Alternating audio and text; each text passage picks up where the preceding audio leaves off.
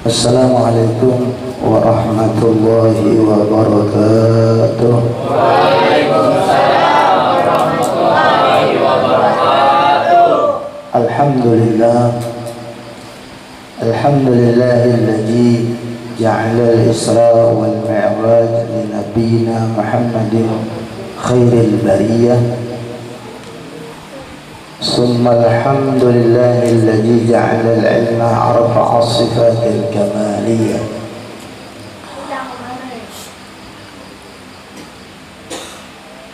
أشهد أن لا إله إلا الله وحده لا شريك له وأشهد أن محمدا عبده ورسوله شهادة تطلق إليها يوم القيامة. اللهم صل وسلم على سيدنا محمد khairil wara sadiyah wa ala alihi wa ashabihi wa man tabi'ahum ila yaumil qiyamah. Amma ba'du. Dan sama-sama kita hormati Bapak Kepala Desa kita, dan sama-sama kita hormati tokoh-tokoh masyarakat, yang sama-sama kita hormati, kita muliakan guru-guru agama, guru kita, guru Aini, guru Ismail, guru Ahmadi, dan yang lain-lainnya yang berhadir pada peringatan Isra Mi'raj Nabi kita Muhammad sallallahu alaihi wasallam di tempat ini. Puji syukur kehadirat Allah Subhanahu wa Ta'ala, yang mana dalam kesempatan ini, di malam ini, kita tidak ketinggalan turut serta panitia musalla ini atau langgar ini mengadakan peringatan Isra Mi'rajnya junjungan kita Nabi besar Muhammad sallallahu alaihi wasallam, yang kemarin datang menghubungi ulun untuk acara pada malam Ahad ini. Dan alhamdulillah pada malam hari ini dapat terlaksana, walaupun kondisi ulun kurang sehat. Ulun batukan, salismaan batukan, mun orang Bugis nyambet batukan, kalau orang Banjar batukan, kalau orang Bugis, mohon maaf kalau ada orang Bugis itu biasanya menyambet N itu eng, jadi batukan itu orang Bugis batukan. Semingguan ini sudah ujar orang Bugis, aku batukan aja. Jadi ya orang Banjar, alhamdulillah yang ada gawian betul. Sudah berbulan-bulan karena digali-gali. Sangkatnya batukan tadi kan letok-letok itu kalau gawian. Jadi bahasa Banjar kita beda sedikit lawan bahasa Bugis. Batukan aja udah seminggu ini ujar Bugis. Syukur alhamdulillah biar ada gawian ujar orang Banjar. Ulun berbulan-bulan sudah ada gawian apa-apa. Jadi ulun dibatukan malam ini. Para jaka siang tadi acara suara ini kededan. Kada suaranya kada kau bandel berapa aja seharian makan obat batuk sedikit istirahat. Malam ini alhamdulillah jarulun dan bermain kita tulakan malam ini sakawa-kawanya. Alhamdulillah. Bapak-bapak, ibu-ibu hadirin wal hadirat yang dimuliakan Allah Subhanahu wa Ta'ala, Peristiwa Isra Mi'raj Nabi kita besar Muhammad sallallahu alaihi wasallam itu sekitar 14 bulan sebelum hijrahnya Nabi ke Madinah. 14 bulan artinya setahun 2 bulan sebelum beliau hijrah ke Madinah. Jadi terjadinya Isra Mi'raj sebelum Nabi pindah ke Madinah. Oleh sebab itu, di dalam cerita Isra Mi'raj, dalam kitab-kitab cerita Isra Mi'raj, Nabi dalam perjalanan itu disuruh oleh Jibril turun di suatu tempat dan sholat di tempat itu 2 rakaat. Kemudian setelah Rasulullah sholat ditanya oleh Jibril, "Aina sholaita?" Di mana engkau sholat? Maka Nabi mengatakan, "La adri," aku kada tahu, saya tidak tahu di mana saya sholat tadi. Maka diperjelas oleh Jibril, "Sholaita bi Thaibah wa ilaiha muhajirah." Engkau tadi sholat adalah di Thaibah dan kesanalah nanti engkau berhijrah pindah dari kota Mekah ke kota Thaibah tadi, yaitu kota Madinah.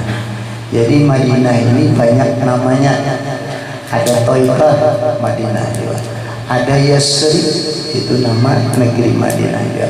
Lalu dinamai oleh Rasulullah Madinah Munawwarah. Sebelumnya itu kampung itu dikenal dengan kota Yasrib atau kampung Yasrib. Kemudian pula disebut Thaibah karena tanahnya subur. Daerah Mekah tidak ada tumbuhan pohon-pohon kurma, tetapi di Madinah ini tanahnya mau ditumbuhi tanaman-tanaman kurma dan lain-lain sebagainya, maka disebut Thaibah, tanah yang subur, yang baik. Dan sebelum baginda Nabi besar Muhammad sallallahu alaihi wasallam diperjalankan dalam Isra Mi'raj, maka Rasulullah sallallahu alaihi wasallam diisi dada beliau wa mala'ahu hilman wa ilman wa yaqinan. Dalam berbagai kitab disebutkan bahwa Rasulullah sebelum perjalanan itu dada beliau, hati beliau dipenuhi oleh Allah Subhanahu wa taala. Wa mala'ahu, dipenuhi oleh Allah.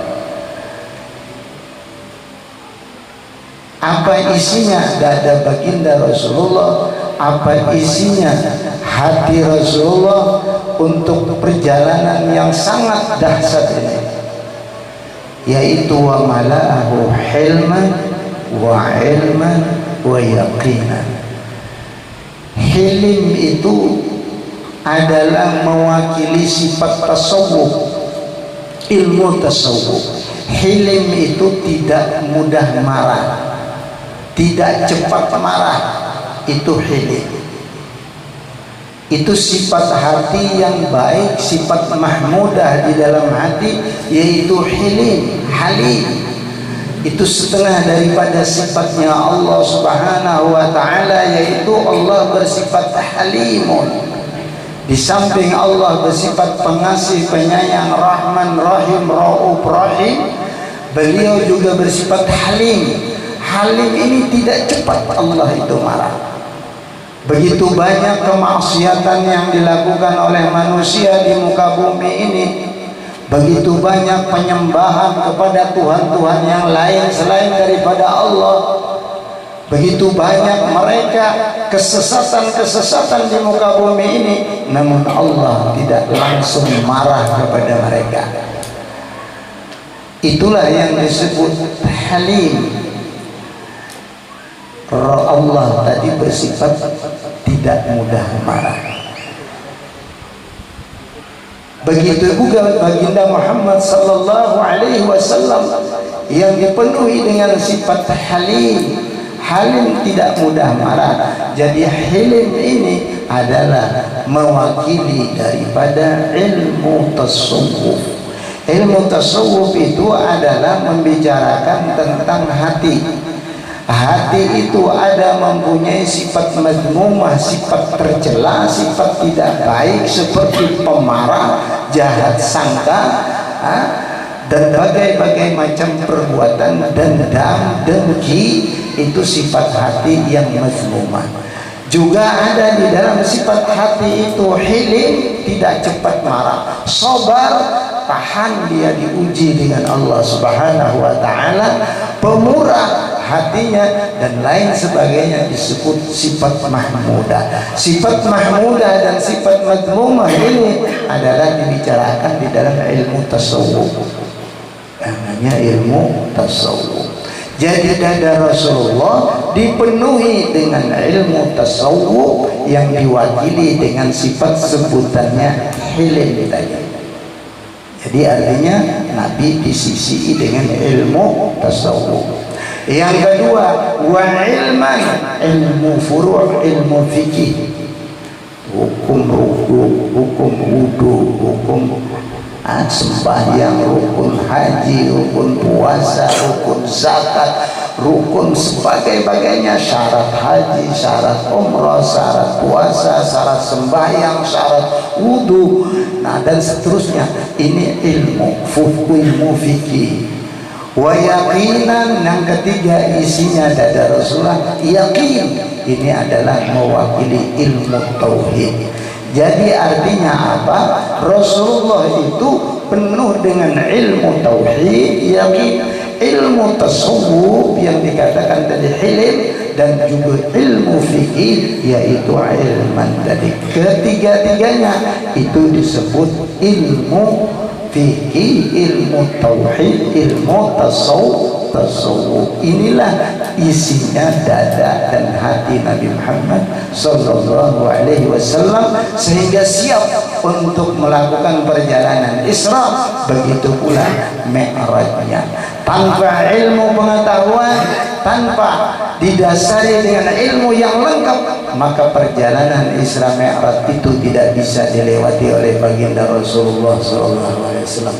Maka kita sebagai umat sidin, beliau mencontohkan kepada kita, kalau kamu mengarungi kehidupan dunia ini, baik itu yang berhubungan dengan kemanusiaan, pergaulan secara manusia, ataupun pergaulan kamu kepada Allah Subhanahu wa taala, muamalah bainal khalqi wa muamalah bainal khaliq, pergaulan kamu sesama manusia, begitu pula dengan Allah Subhanahu wa taala, maka bahannya yang harus disiapkan adalah ilmu pengetahuan, tidak ada yang lain.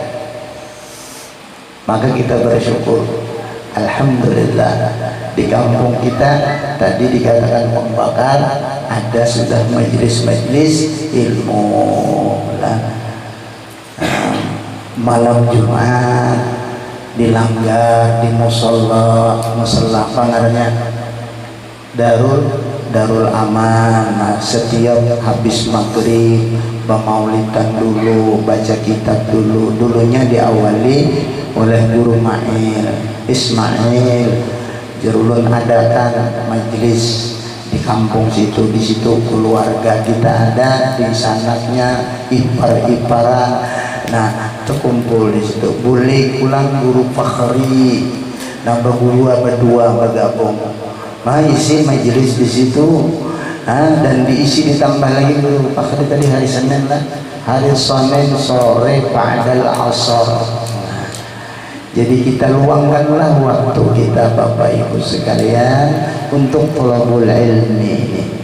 Ibu-ibu hari Senin itu khusus ibu-ibu ada latihan juga, ada latihan binian juga. Oh, latihan ada, hadir binian ada. Nah, ini kita nuntut ilmuwan, bagawi, bekerja, usaha, cari harta, cari dunia, cari juga, cuma akhirat kita cari juga.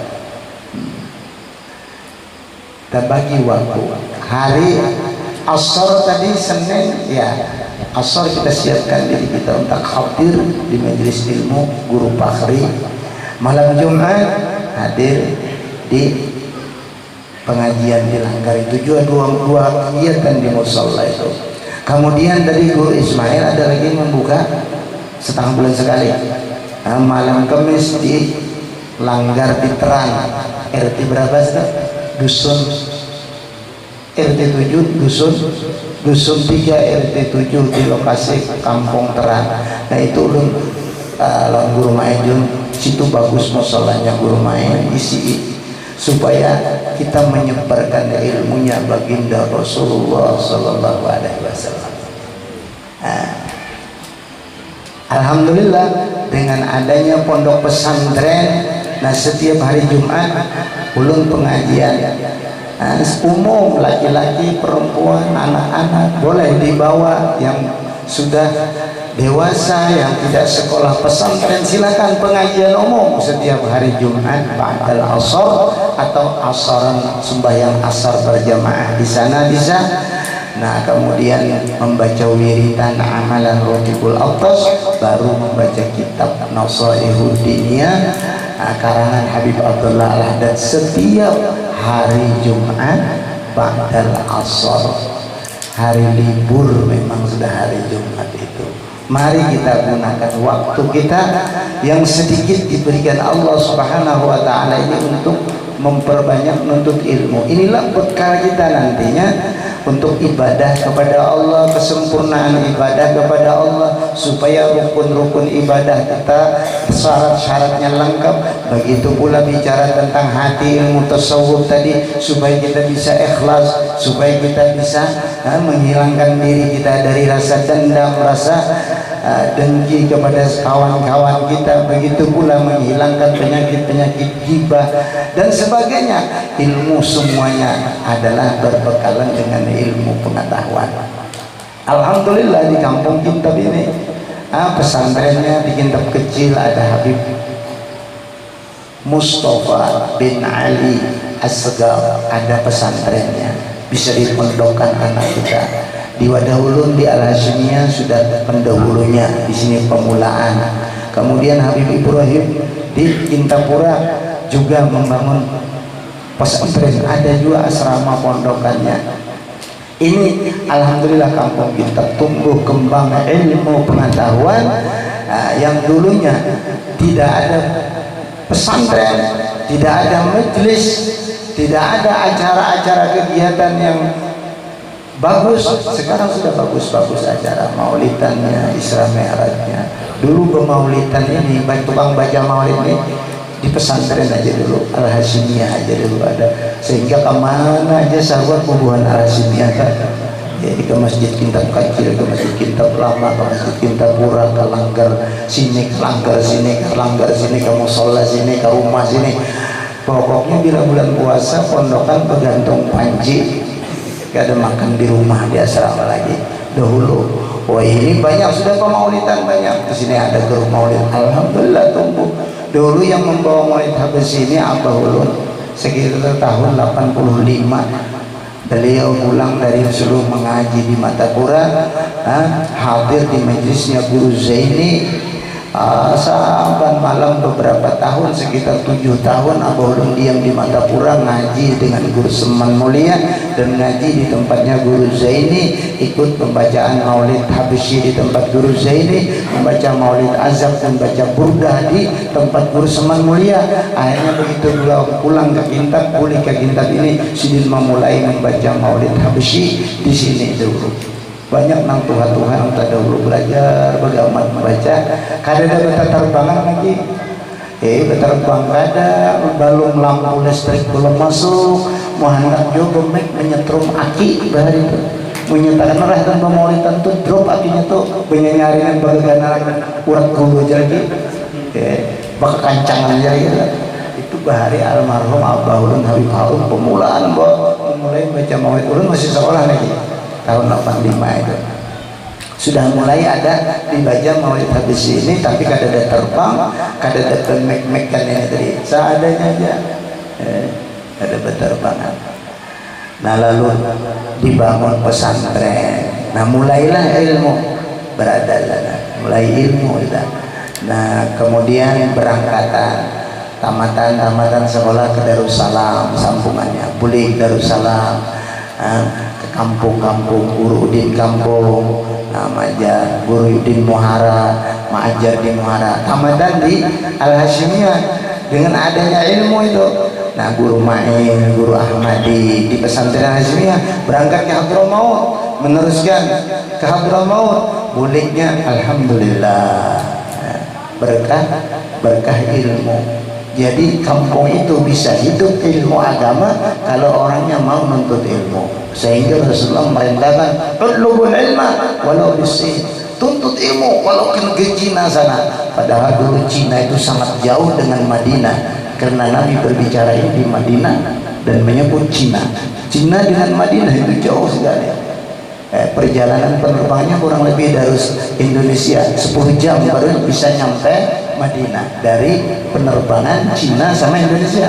Karena dari Indonesia Cina itu kan daerahnya daerah timur, daerah ke sini. Nah, itu.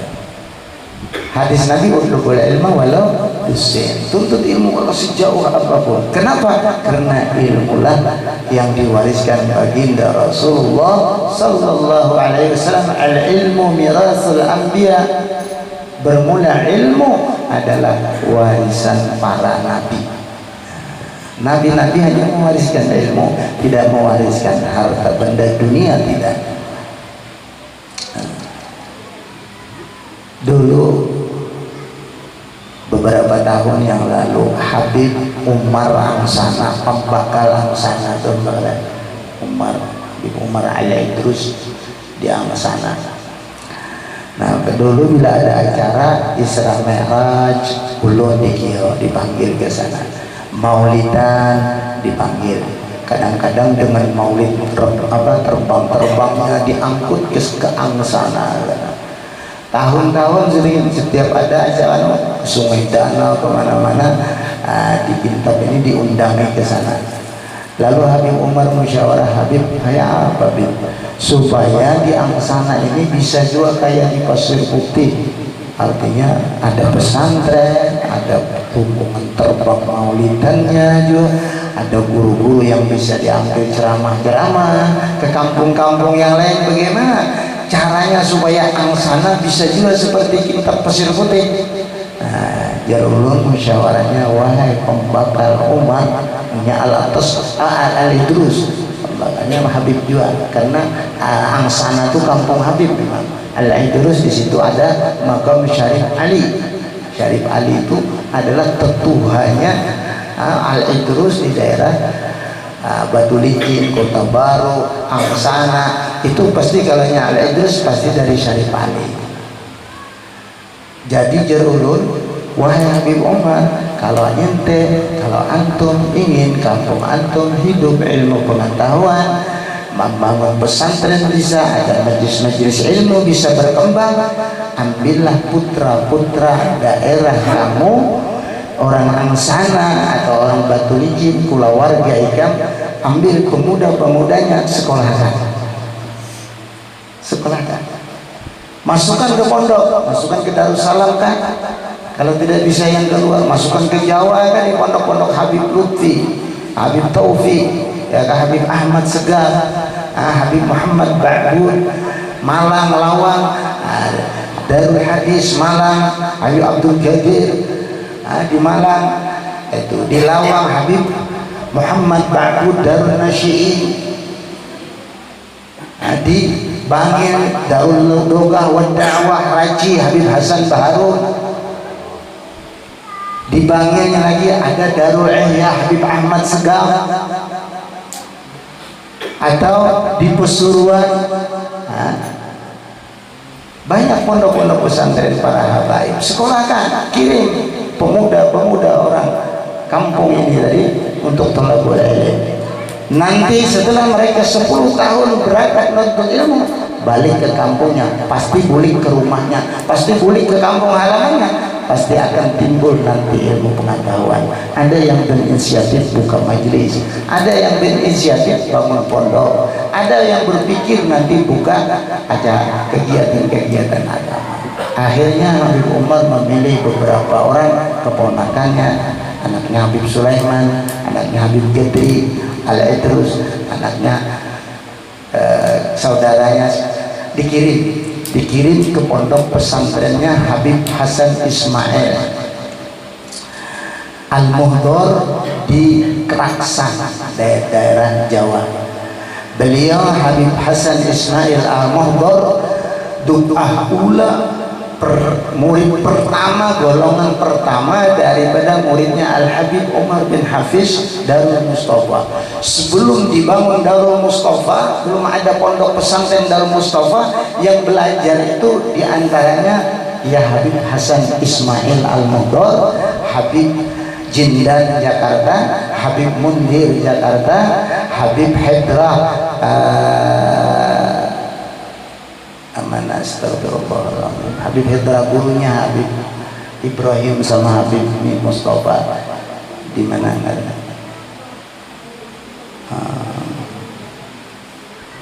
di Jawa ya. Ini itu awal, termasuk Habib Jindan, Habib Tati Mundir, Habib Hedra, Habib Hasan Ismail. Nah ini pertama murid yang mengaji di tempat Habib Umar itu. Setelah itu baru Darul Mustafa dimulai dengan dinamakan Pondok Darul Mustafa. Pemulaannya belajar cuma orang 10-15 orang mengaji sama Habib Umar, dan kemarin pulang ke Indonesia mereka menyebarkan ilmunya di Indonesia. Setelah mereka mondok di tempat Habib Hasan Ismail, ada yang lanjut ke Darul Mustafa, beberapa orang, diantaranya Alwi, ada diantaranya Ridwan, anaknya Habib Gadri Batulicin, ada Alwi, anaknya Habib Sulaiman tadi, keponakannya Habib Soleh di mana di Sungai Danau. Ada yang bulik langsung ke Banjar, ke Kalimakan, ke Angsana, ada yang ke Hadramaut, ada yang bulik.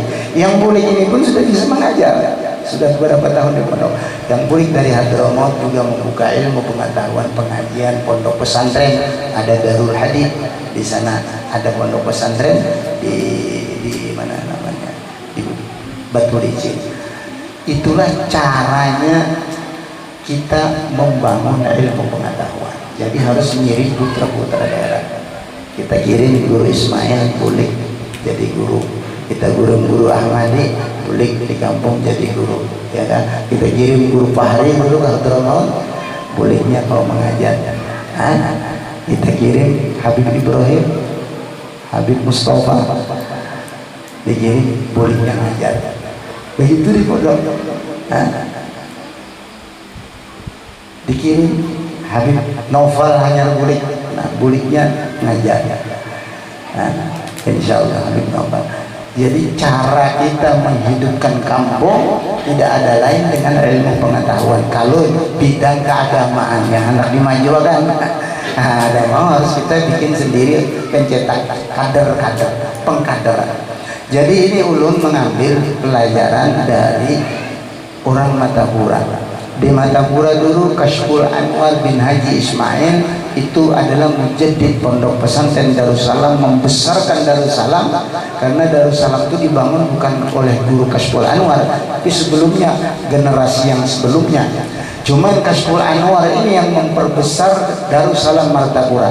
Sepulangnya beliau dari Makkatul Mukarramah menuntut ilmu alim dengan ilmu pengetahuan yang lengkap, nahwunya, sorabnya, mantiknya, balaganya, tafsirnya, hadisnya, usul hadis, usul tafsir, dikuasai fikih, usul fikihnya. Maka beliau memperbesar Darussalam, mengatur tertib Darussalam, pelajaran sorabnya ini, nahwunya begini, mantiknya ini, balagahnya begini, usul fikihnya ini, usul tafsirnya ini, kitab tafsirnya ini, tingkatannya begini, fikihnya ini diatur oleh beliau dan dikirim oleh beliau orang Martapura untuk ngaji ke Mekah. Dikirim beliau Husin Qadri ngaji di Mekah. Dikirim beliau Anang Syarani ngaji di Mekah. Dikirim beliau Guru Syahwani Abdan Bangin kirim ke Mekah. Dikirim beliau Guru Seman Mulia ngaji ke Mekah. Dikirim beliau Guru Salman Jalil ngaji di Mekah. Dikirim beliau Guru Hasyim Muhtar ngaji di Mekah. Dikirim beliau orang-orang Martapura dikirim ke Mekah ngajinya pada tahun itu. Pulangnya ke Martapura ada yang alim tafsir, alim Quran, ahli qiraat, Nasrul Tahir. Ada yang ahli fikih, bisa jadi qadi, Guru Salman Jalil. Ada yang ahli tasawuf, Guru Seman Mulia. Yang ahli ceramah, Husin Qadri. Begitulah kampung Martapura hidup menjadi disebut Serambi Mekah. Kenapa? Karena orang Martapura dulu ngajinya ke Mekah, sampai mereka ngajar di Mekah. Guru Serwani Abdan, Guru Anang Syarani itu mengajar di Masjidil Haram, murid-muridnya di Masjidil Haram. Orang Banjar ngajar di Masjidil Haram. Orang Banjar ngajar di Masjidil Haram. Di Mekah mengajar pada zaman itu, pada tahun itu, pada era itu. Nah, dari situlah orang berpikir, oh, kalau kada kita ngirim orang Kintab kada akan bisa menjadi tokoh-tokoh agamanya, kada bisa. Kalau manggil orang, kalau nya kada cocoknya bulik bakalan. Kia orang Martapura ngajar nak Kintab, mungkin gajinya sedikit, bakal cukup. Ini bukan minyak aja cukup, bukan rokok ada cukup, bukan minyak lama ada cukup. Minyak lama dilarang wah ini. Yalah. Ya kan? Boleh ingat, boleh ke Martapura yang hilang kekawa maaf aja kita berapa manjat bacang bini ulun kada makan, anak ulun kada makan, kada susu, artinya boleh ingat.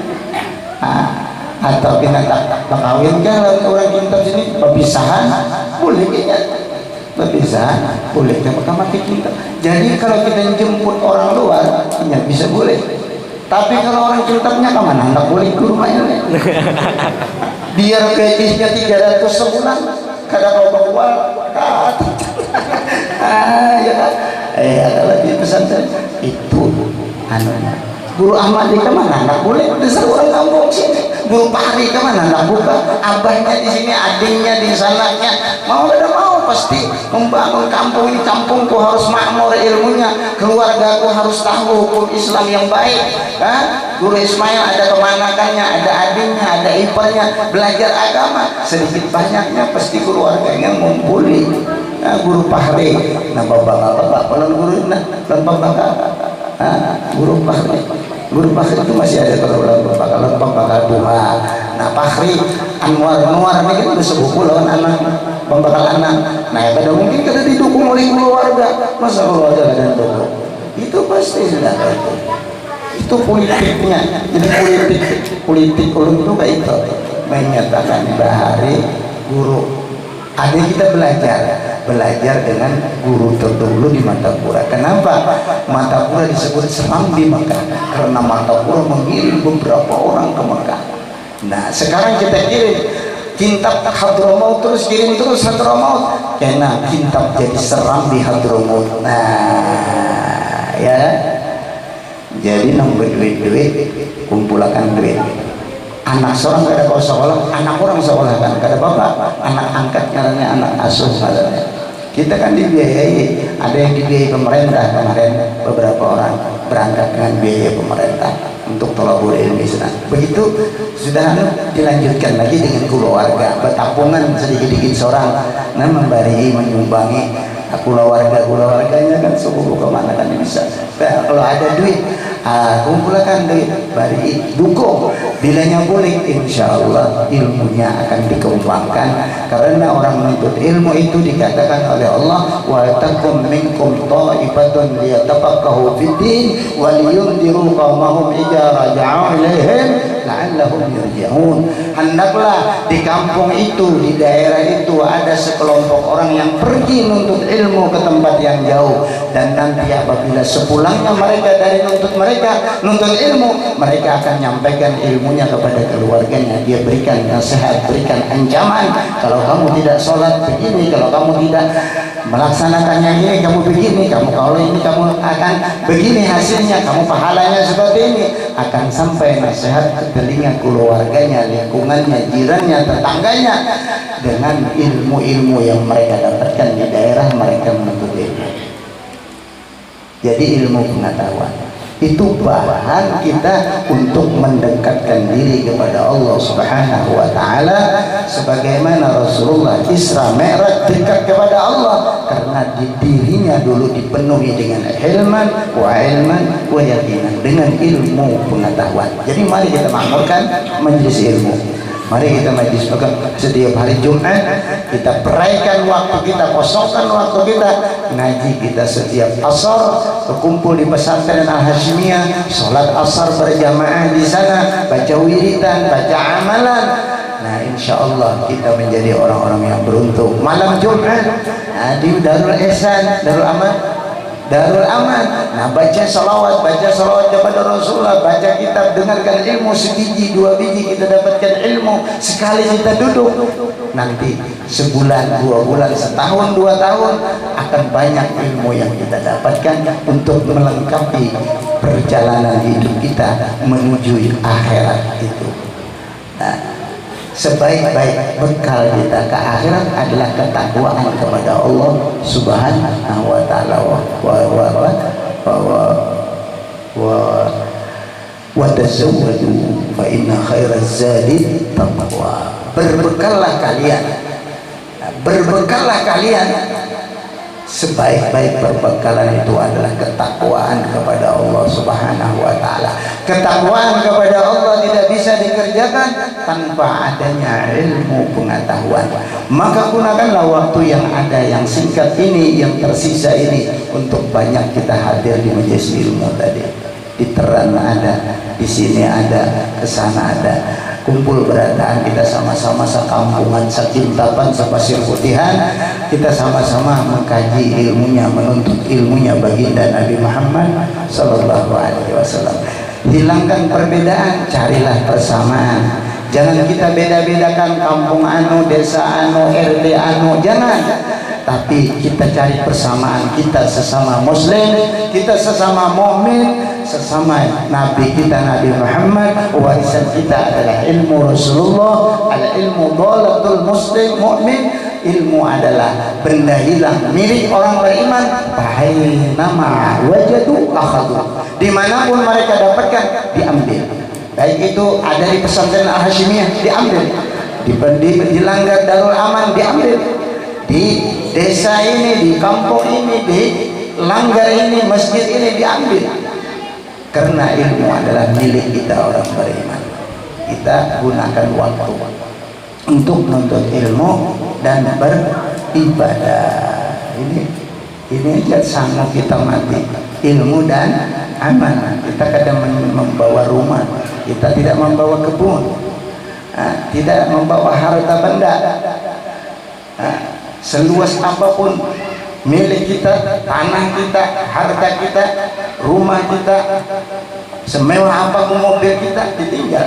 Yang kita bawa adalah amal soleh kita. Ilmu pengetahuan yang bisa melaksanakan amal soleh, itulah yang kita bawa bekal di akhirat. Kata Rasulullah, nanti yang mengikuti orang ke kubur itu ada 3. Maluhu wa ahluhu wa amaluhu. Yang mengikuti orang ke kubur itu 3, kata Rasulullah. Pertama, hartanya 4 ke kubur. Ya mungkin ada ya dianjur bawa mobil bawa ke kubur, atau menggiringi bersepeda motor misalnya, atau membawa tikar di rumah, ialah tertutup, atau lapik mayit itu tikar. Biasa bikin tikar purun juga yang dibawa kan, bisa ambal-ambal, sayang ini aja tikar purun aja kan, bukan tikar purun aja, harta mengiringi hartanya, kata Rasulullah. Yang pertama. Yang kedua, yang mengiring ke kubur ahluhu, keluarganya. Mungkin anaknya ikut ke kubur, istrinya ikut ke kubur, misalnya saudaranya ikut ke kubur, iparnya ikut ke kubur, pamannya ikut ke kubur, keponakannya ikut ke kubur, ahluhu. Dan ketiga, kata Rasulullah, amaluhu, amalnya yang ikut ke kubur. Nah, tapi kata Rasulullah, yang dua, Raja Asnani bulik nang 2 butik berbulik nang masuk hanya 1, yaitu yang kembali tadi hartanya bulik. Ya, tikar tadi kan 4 juga dalam kubur, bulik 2, tikar purun tadi ya bulik 2. Apalagi ambal makinnya. Motor pak mengiringi 4 manjur motornya bulik juga ke rumah, mobilnya kembali ke rumah. ahlinya, istrinya juga kembali ke rumah, anaknya kembali ke rumah, pamannya kembali ke rumah, kainnya kembali ke rumah, cucunya kembali ke rumah, adiknya kembali ke rumah, keluarganya pada pulang ke rumah. Yang ikut ke dalam kuburnya apa? Amalnya, amal solehnya dan amal jahatnya ikut ke kubur. Dia akan bertanggung jawab terhadap dua amal ini. Maka amal solehnya inilah nanti yang membawa keberuntungan dia sampai ke alam akhirat. Tetapi kalau amal-amal jahatnya, maka ini akan menyengsarakannya mulai dari alam kubur sampai dia berada di alam mahsyar, sampai dia nanti masuk siksa Allah. Na'udzubillah min dzalik, neraka jahanam. Na'udzubillah min dzalik. Maka waktu yang sedikit ini kita manfaatkan sebaik-baiknya. Rasulullah Isra Mi'raj itu bukan semalam suntuk. Dikatakan oleh Allah, diceritakan oleh Allah, subhanalladzi asra bi'abdihi lailan ay waqtan qalilan minal lail. Itu dalam tafsirnya. Allah menjalankan Nabi Muhammad pada waktu malam. Lailan itu bukan lailan tawilan, bukan lailan tawilan, malam sepanjang malam lah. Wakin lailan ay waqtan qalilan minal lail. Itu tafsir kata lailan. Sedikit sekali waktu malam itu yang digunakan oleh Rasulullah dalam perjalanan Isra Mi'raj itu. Sudah kembali lagi beliau ke Mekah. Tetapi dengan digunakan waktu yang sedikit ini untuk kebaikan, maka sangat banyak manfaat yang bisa kita ambil dari peristiwa Isra Mi'raj Nabi Muhammad sallallahu alaihi wasallam. Di sini dibicarakan segi ininya, di tempat lain dibicarakan tentang cerita yang lainnya, di tempat lagi dibahas masalah ininya, di tempat lagi yang lain bicarakan ininya lagi. Padahal Rasulullah berjalan cuma sedikit waktu, namun dibahas orang beberapa tempat bertahun-tahun, bergilir tahun. Di setiap bulan Mi'raj dibahas tentang cerita Isra Mi'raj, tidak habis-habisnya. Padahal hanya menggunakan waktu yang sedikit. Begitulah kalau kita umatnya mengikuti Rasulullah, mau menggunakan umur yang sedikit ini digunakan untuk berbuat ibadah taat kepada Allah Subhanahu wa taala, maka nanti hasilnya di akhirat kekal selama-lamanya. Kalau dia mendapatkan kebaikan yang selama-lamanya. Nanti dia mendapatkan harta yang luas di dalam akhirat, di alam akhirat. Sugih di akhirat. Pada waktu Rasulullah Isra Mi'raj, Rasulullah kembali dari hadrat Allah bertemu dengan Nabiullah Ibrahim. Kata Nabi Ibrahim, ya Muhammad, ikra minni ummatak, ikra minni salam ala ummatik, sampaikan salamku kepada umat kamu. Jadi Nabi Ibrahim berkirim salam kepada umat Nabi Muhammad SAW. Waqul, sampaikan, katakan kepada umat kamu, innal jannah thayyibatut turbah. Sampaikan bahwasanya surga itu tanahnya sangat subur. Tanahnya sangat subur dan tanamannya adalah subhanallah. Subhanallah. Satu kali orang mengucapkan subhanallah, maka Allah menanamkan satu pohon di dalam surganya Allah Subhanahu wa taala. Coba. Allah Subhanahu wa taala ingin memberi manfaat yang luar biasa kepada kita sebagai umat Nabi Muhammad sallallahu alaihi wasallam yang mau menggunakan waktunya untuk berbuat ibadah taat kepada Allah. Contohnya mau baca tasbih aja dia. Kalau bulan Rajab ini kan kita dianjurkan setiap hari 100 kali minimal. Di 10 pertengahan ini subhanallah al-hayyul qayyum, subhanallah al-hayyul qayyum 100 kali sehari, mulai 1 sampai 10. Dari 11 sampai 20 subhanallahil ahadis samad, subhanallahil ahadis samad 100 kali sehari, 10 hari 1000. Nanti 21 sampai selesai kita disunatkan baca subhanallahirruhu 100 kali sehari, maka 1000 kali dalam 10 hari. Coba kalau kata kita baca subhanallah dapat sepohon sudah. Maka selama bulan Rajab ini kita mengamalkan itu berarti 3000 pohon kita punya kebun dalam surga. Karena seharinya tadi 100, 10 hari 1000, berarti 1000 pohon. Nah pertengahan tadi 10.000 lagi, 1000 lagi, berarti sebulan Rajab sudah 3.000. 3.000 itu berapa hektar kelapa sawit? Berapa?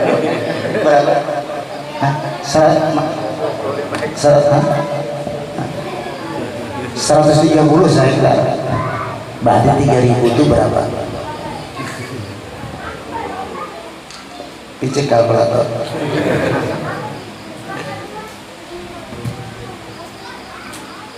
Sebulan Rajab kita punya kebun kelapa sawit di surga berapa?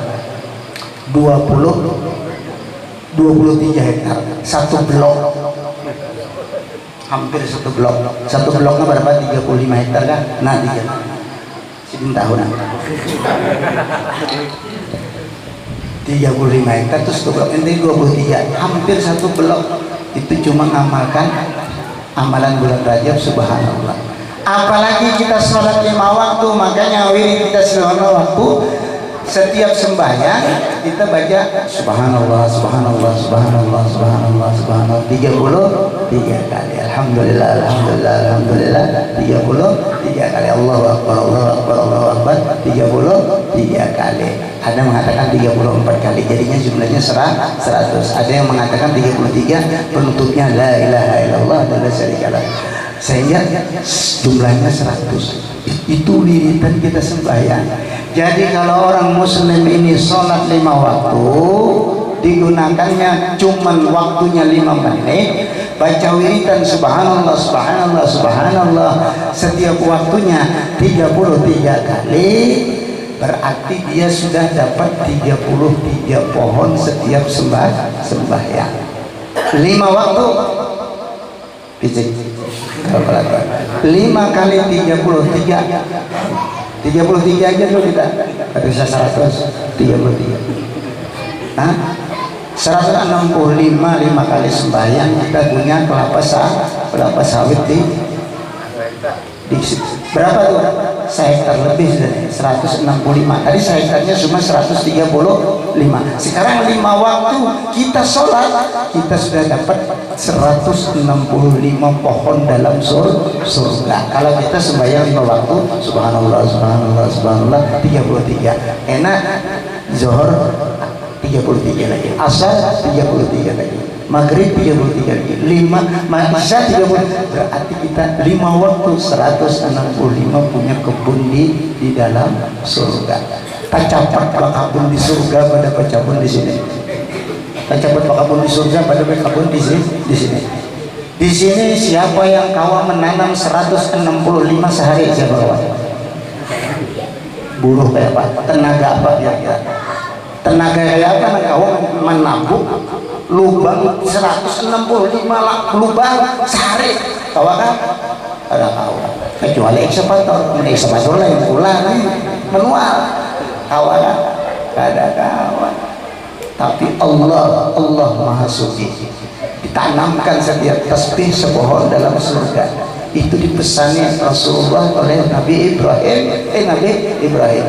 Sampaikan salamku kepada umatku, sampaikan surga itu tanahnya subur, tanamannya subhanallah. Ada yang mengatakan subhanallah, alhamdulillah, wa la ilaha illallah, wallahu akbar. Ya sudah, kita langsung tasbih kita subhanallah, alhamdulillah, Allahu akbar.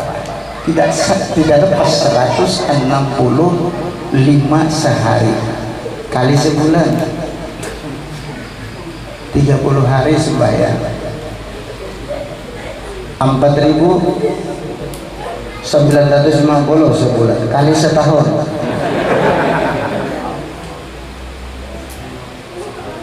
59.400 pohon kali misalnya berapa mati 60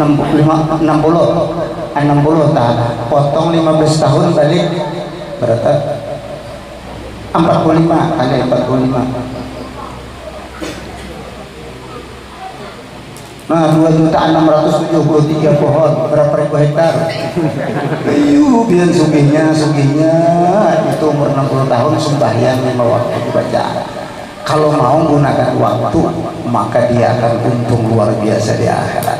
Maka sepohonnya di sana, sepohon di surga ada seperti di dunia. Kalau di sini pohon sawit, buahnya cuma sawit. Kalau di sini pohon mangga, buahnya cuma mangga. Kalau di sini kita tanam durian, buahnya cuma durian. Di sini kita tanam rambutan, buahnya cuma rambutan. Di sini tanam anggur, buahnya cuma anggur. Di sini tanam apel, buahnya cuma apel. Tetapi kalau di surga nanti satu pohon saja, seluruh buah-buahan ada dalam satu pohon. Buah apa saja ada dahannya. Dan setiap kita inginkan, bukan kita yang metik, dahannya yang turun setek. Nah, buat Anda limau Cina. Nah, langsung tuh. Anda apa? Ini apa namanya? Pir langsung. Seperti itu. Ada salah kita mendakap lagi salah ringsak dada hendak memutik ada, apalagi mendudus buah sawit ada lagi ada. Itu di surga otomatis diciptakan Allah buah-buahan itu dahannya yang datang langsung. Kalau kita duduk di bawah pohonnya, kita duduk pohonnya hendak durian langsung buka duriannya langsung. Nah, kalau kita mau makan ayam panggang atau burung belibis besanga misalnya, langsung datang burung belibisnya besanga sudah. Begitu kita makan, maka kita selesai makan tulang-tulangnya berbentuk lagi jadi burung belibis lagi, jadi ayam lagi, terbang lagi. Nanti kalau pian mau makan lagi, tinggal bergeretek dalam hati, mau ayam panggang, datang lagi ayamnya. Tidak ada sampah dalam surga, tidak ada bulu ayam, tidak ada tulang ayam, tidak ada. Semuanya setelah dimakan kembali lagi, terbang lagi. Tidak perlu daur ulang, sampah-sampahnya tidak ada. Manusia pun tidak menghasilkan sampah. Makanannya kadang-kadang jadi tahi, minumannya kadang-kadang jadi kameh. Semua makanannya, minumannya itu minumannya cuma jadi paluhnya pun menjadi minyak harum. Jadi berpalu leher itu berpalu leher itu berkuang laut minyak harum kemana. Di sini palu leher habis kematian kawan sangat sekali ya. La ilaha illallah. Itu surga yang diberikan Allah Subhanahu wa taala kepada kita orang beriman, umatnya Nabi Muhammad sallallahu alaihi wasallam. Di dalam kitab diterangkan satu pohon saja nanti di akhirat dalam surga itu menyeberangi naungannya satu pohon ini kuda berlari 500 tahun, bukan jalan kaki, kuda lari 500 tahun. Cuman dari ujung sini ke ujung sini ini pohon, ini kayak payung nih pohon, daunnya kan ke sini ada ke sini. Sepohon ini aja kuda lari 500 tahun, cuman satu pohon. Apalagi tadi berapa tadi ada hitungan dulu. Hah? Nah, 2.600.000 berapa ribu hektar berisi tanah. Luas sama sekali orang beriman, sehingga ada orang yang terakhir masuk surga dibangkit oleh Allah dari neraka, dikeluarkan dari neraka. Lalu umat Nabi Muhammad terakhir masuk surga, dibangkit dari neraka. Dia karena kebanyakan dosa akhirnya masuk neraka, dibangkit oleh Allah, keluarkan. Karena dia ada ngandung iman dan percaya kepada Allah dan bernabi Nabi Muhammad sallallahu alaihi wasallam, maka dia dikeluarkan dari neraka. Setelah dikeluarkan dari neraka, dia dimandikan di Ma'ul Hayat, maka bersihlah badannya yang tadinya hitam pekat seperti batu bara, sekarang putih sudah cahaya mukanya. Cuman di dahinya masih ada bekas neraka. Bekas penduduk neraka, ex neraka. Ya kan?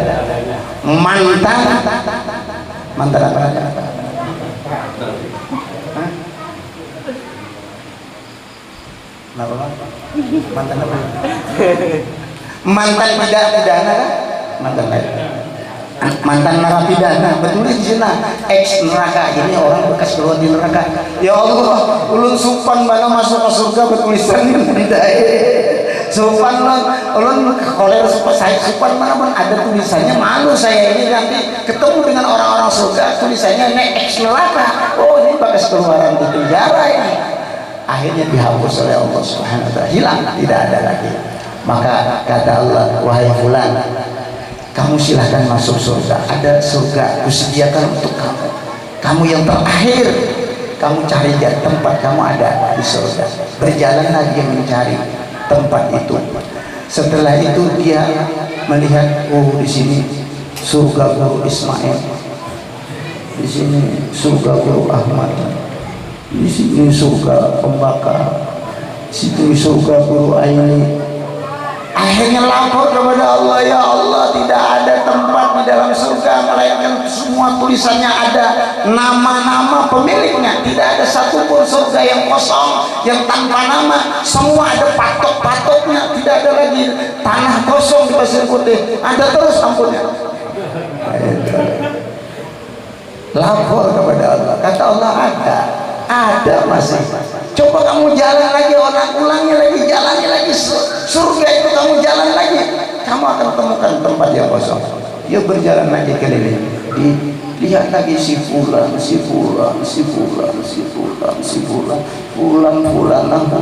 semua ada pemiliknya. Tidak ada surga yang tidak ada tempatnya. Lapor lagi kembali kepada Allah, ya Allah, tidak ada, sudah berkeliling, tidak ada satu tempat pun yang belum ada namanya. Sampai 3 kali, akhirnya kata Allah, ada. Tunjukkan wahai malaikat, tunjukkan di sana ada tempat lagi yang belum ada. Itu sesibitannya. Jaga orang berbagi berpetak tanah, apa dengarnya buahnya? Kalau ibu kamu juga ada nah di nama muting belayung itu nah karena mampirnya itu nah, di ujung situ itu ada. Padahal kan, maukah engkau wahai fulan, ada surga terkecil, kaplengan terkecil, itu mislud dunia marratain, 2 kali dunia gananya. Mau lah ya, itu terkecil, paling halus 2 kali dunia.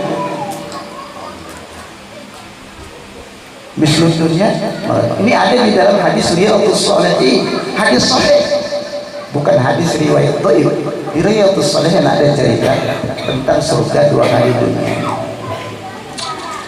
Maka si pemuda ini, si laki-laki ini, dia kepada Allah, ya Allah, apakah engkau mau ngejek saya, mengulu-ulu gabian dia orang Banjar, ngejek ulun gabian nih, masa 2 kali dunia itu dianggap kecil. Itu ulun di dunia aja isi tanah hanya 20 kali 30 aja meternya, mau 2 kali dunia itu keganalan baju ulun. Itulah ya Allah paling halus kaplingan surga, paling halus tanah kaplingan surga 2 kali dunia. Makanya tadi tanamannya luas serapunnya aja 500 tahun udah menyeberangi kenaungan 1 pohon surga. Itulah kesugihan orang yang beriman, yang umatnya Nabi Muhammad sallallahu alaihi wasallam, yang sholat 5 waktu dan dia membaca wiritan amalan-amalan. Oleh sebab itu alangkah ruginya kata seorang mukmin, alangkah ruginya seorang muslim umat Nabi Muhammad sallallahu alaihi wasallam yang diberikan Allah umur kesempatan 40 tahun, 50 tahun, 60 tahun, 70 tahun lalu tidak digunakannya untuk sholat 5 waktu, untuk berwirid, untuk thalabul ilmi, nuntut ilmu, untuk bekal akhiratnya. Padahal itulah nanti yang akan menyertainya sampai ke alam akhiratnya. Mudah-mudahan kita dalam peringatan Isra Mi'raj ini mendapatkan hidayah, taufik oleh Allah Subhanahu wa taala, sehingga kita bisa membagi waktu, menggunakan waktu yang sedikit diberikan oleh Allah. Tidak lama kita hidup dunia, kita akan pulang, kita akan kembali. Inna lillahi wa inna ilaihi raji'un. Kita diberi umur 60 tahun, 30 tahun, 40 tahun, 70 tahun. Sedikit sekali waktu kita. Itulah yang bisa kita gunakan untuk kebaikan bekal akhirat kita. Siapa yang cerdas, dia akan menggunakan waktu itu untuk bekal-bekal sesudah kematian. Al-Qais man dana nafsahu wa amila lima ba'dal maut. Orang yang pintar, orang yang cerdas, orang yang mampu menundukkan nafsunya. Walaupun nafsunya tidak mau sholat, dia tundukkan supaya mau sholat. Kalau nafsunya malas nuntut ilmu, dia tundukkan supaya nafsunya mau nuntut ilmu. Kalau nafsunya tidak mau beramal soleh, ditundukkannya beramal soleh. Nafsunya tidak mau melakukan bekal-bekal kehidupan akhirat, maka dia tundukkan nafsunya supaya melakukan amal-amal bekal akhirat. Maka dialah orang-orang yang pintar. Mudah-mudahan dengan berkat peringatan Isra Mi'raj ini, kita semua dapat menggunakan waktu kesempatan yang sebaik-baiknya. Mari kita hadiri majlis ta'lim, itu bahan-bahan kita untuk ilmu. Masih anak-anak kita masukkan ke madrasah, masukkan pondok pesantren. Jangan sampai pondok pesantren kita diisi oleh orang-orang jauh, pesantren kita diisi orang Kota Baru, pesantren kita diisi orang Sungai Danau, pesantren kita diisi orang Jorong, pesantren kita hanya diisi oleh orang yang jauh. Justru mungkin orang kita tidak sekolah, alangkah ruginya nanti kita di hamil akhir dihisab oleh Allah Subhanahu wa taala. Kenapa anak-anak kamu tidak ngerti agama, padahal di kampung kamu dekat sekali pesantren, di kampung kamu dekat sekali majelis taklim? Kenapa justru orang-orang jauh yang datang ke tempat itu, sedangkan kamu cuma pelorong-pelorong nonton tok, kamu tidak hadir di majelis taklim, kamu tidak hadir di pesantren? Rugi kamu, diberi kesempatan oleh Allah umur waktu tanpa digunakan untuk bekal akhirat. Hada minni wal afwa minkum. Wassalamualaikum warahmatullahi wabarakatuh. Waalaikumsalam warahmatullahi taala wabarakatuh. Alhamdulillah kita telah bersama-sama mendengarkan tausiatul kubra minal Habib. Mudah-mudahan beliau selalu dapat memberikan arahan-arahan, bisa membimbing kita selalu supaya kita jangan sampai tersalah. Amin Allahumma amin. Dan mudah-mudahan apa yang kita dengar